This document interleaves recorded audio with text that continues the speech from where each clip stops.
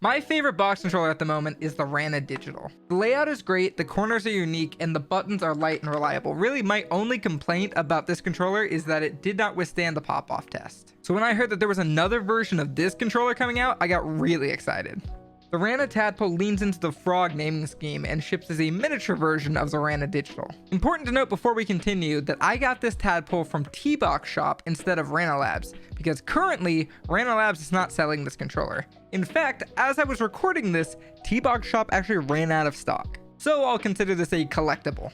This Tadpole costs $130, which is considerably cheaper than most controllers on the market right now. You know what else it is? Way more beautiful. I love the way this looks. Way too many controllers nowadays are shipping with just the most boring, bland, consistent design ever. And this is gorgeous. This one goes a bit further beyond, allowing you to also customize the way the case looks. There's obviously no ability to add art to the case because there's no clear panel, but still pretty awesome. However, this one did ship with an extra bottom panel in case you wanted to engrave it with whatever else you might want. For me personally, if I'm not going to see it, if it's on the bottom of the controller, I'm just not going to do the work, but it's cool that it's an option. Also, I just really like the little Tadpole guy. This thing is adorable. Just look at the little guy. Just like many other rectangles, this one ships with Haybox firmware and comes with a USB-C.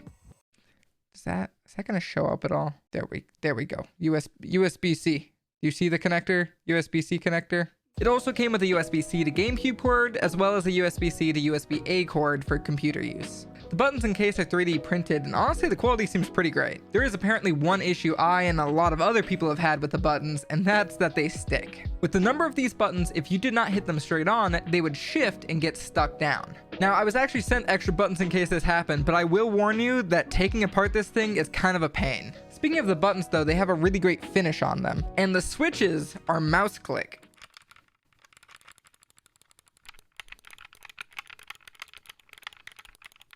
I honestly thought this might get annoying, but it never did, and in fact, it makes the buttons feel really crisp and instantaneous. Let's address the elephant in the room though. This is tiny.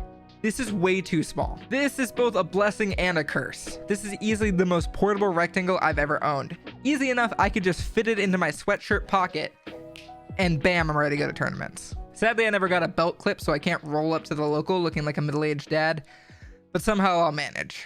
The big drawback of the size, for many people, myself included, is that this just isn't comfortable to use for long periods of time. They did the absolute best that they could to make sure that you're not accidentally hitting buttons here, but you still do. In fact, there really wasn't a place to put the start button, so they put it right above the down key. And as you can imagine, this has had disastrous consequences for me.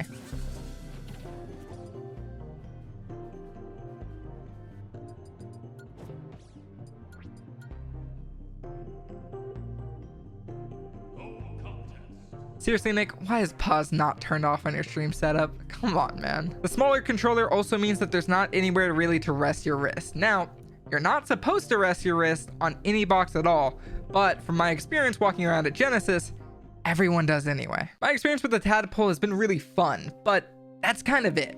It's just a fun controller. It comes across a little bit more like a gimmick than a good permanent controller. $130 is a great price for a box controller, but it's not a great price if you're not actually going to use it. I would fully recommend this controller if you have small hands, you want to get into box controllers, but you don't have a lot of money, and if it looks like fun to you, because after all, we're just trying to have fun. We're here playing this game for fun. And if nothing else, the Tadpole is a great conversation starter.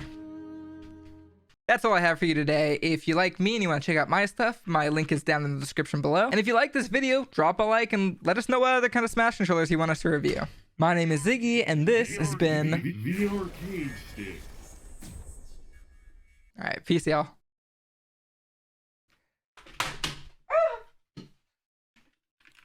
Fine. See, it's durable, too.